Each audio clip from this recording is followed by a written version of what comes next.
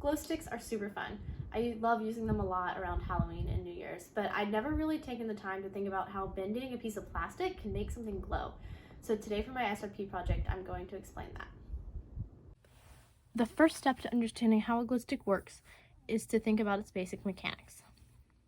This purple straw represents the outer plastic shell of a glow stick that you can see, and this blue straw represents a thin glass tube inside of the glow stick. Both the outer shell and the thin glass tube are filled with chemicals. When you bend a glow stick, it makes that classic crackling noise. That's this glass tube breaking as the outer tube bends. When the glass tube breaks, it releases the chemicals into the rest of the glow stick where they can react and create that trademark glow. But what are the specific compounds that make up this chemical reaction? Well, to start, in one section of the glow stick, we have hydrogen peroxide. And in the other section of the glow stick, we have phenyl oxalate ester with some dye. Now, once the glow stick is broken, the chemicals mix, and on the other side of the reaction, we have phenol and peroxy acid ester. Plus, the dye is still there, and we don't need to specify what kind of dye because it doesn't actually react with the other chemicals, it just adds color. In the last part of the reaction, the peroxy acid ester decomposes into carbon dioxide. Okay, we can see all the chemicals that take part in this reaction. Now let's write them out as chemical formulas. Hydrogen peroxide is H2O2, and phenyl oxalate ester is C14H10O4. And then we have our dye, which again, I don't need to specify its formula because it doesn't actually react with the other chemicals. And then on the other half of our reaction, the phenol is C6H6O, and the peroxy acid ester is C2O2,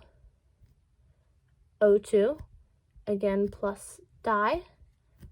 And after decomposition, the peroxy acid ester is carbon dioxide, which this one does follow naming rules, so we have carbon and then dye is the prefix 2, so 2 oxygens.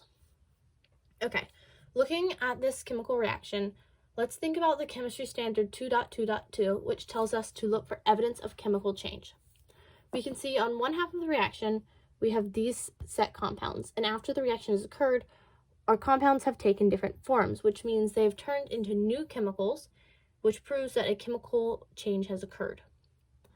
Our standard 2.2.3 tells us to observe conservation of matter in different kinds of reactions. So to see that conservation of matter has occurred and that no atoms or molecules were added or lost during the reaction, we're going to balance this equation.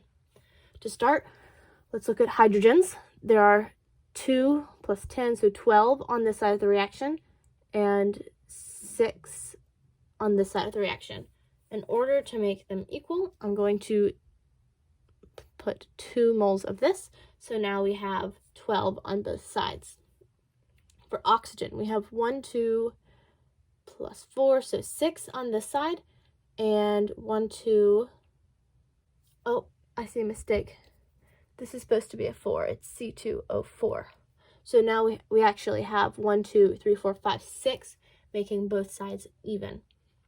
Last, we have our carbons. There are 14 carbons on this side, and on the side there are 12, 13, 14, which means our equation is balanced. Last, our decomposition reaction. If there's 2 C's on this side of the reaction and only 1 over here, I'm going to make this 2, and now I have 2 C's and 4 oxygens, 1, 2, 3, 4 oxygens, which means our equation is balanced. So now if we were to count up all of the individual molecules, none would be added or lost on either side of the reaction, which proves that conservation of matter does hold true.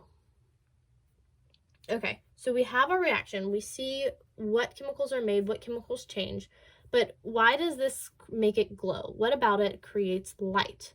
Well, if you remember the Bohr model we did at the beginning of the year, where there are the different electron orbits.